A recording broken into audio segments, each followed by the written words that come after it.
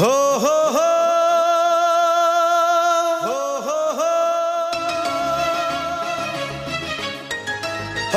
हो हो हो हो हो हो।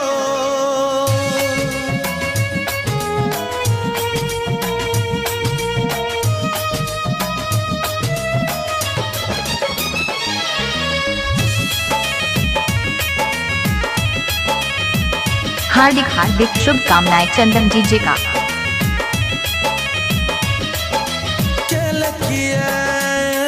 रुसवाई गे साथ चले ना परछाई गे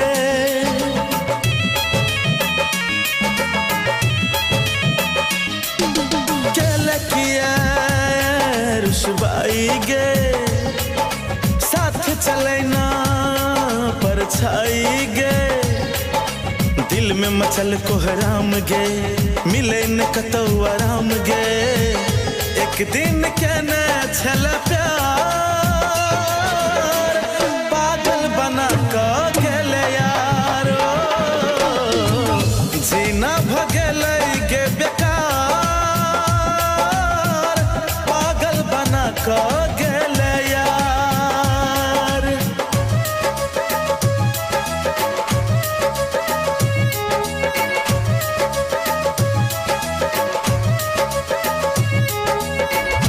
इलाका किसी का हो धमाका चंदन डीजे का होगा।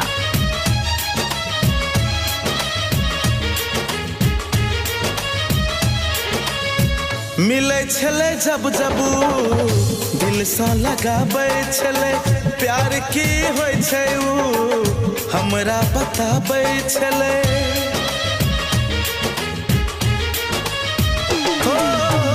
मिले छले जब जब दिल सा लगाबै छले प्यार की होय छै उ हमरा बताबै छले दुनिया भेले वीरान गे जब से टूटल अरमान गे एक दिन कहने छले प्यार पागल बना का गेले यारो जीना भगेले गे बेकार पागल बना का गेले यार।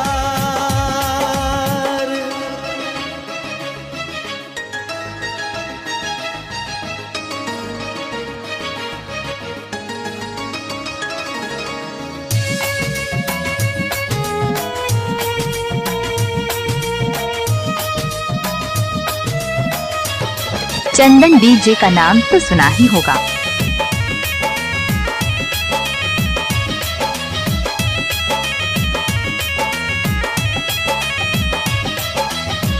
हाय रे विधाता टूटल प्रेमक डोर हो दिल में बसे वाली है भगले कठोर हो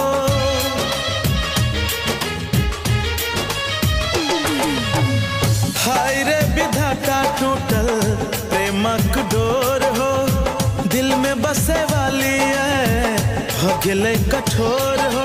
रहल न अब विश्वास हो टूटल किशोर के आश हो सन्नु का उजड़ले संसार पागल बना का गेले यारो जीना भगेले गे बेकार पागल बना का गेले यार जीना भगेले गे बेकार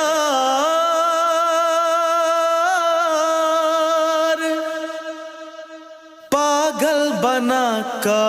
गे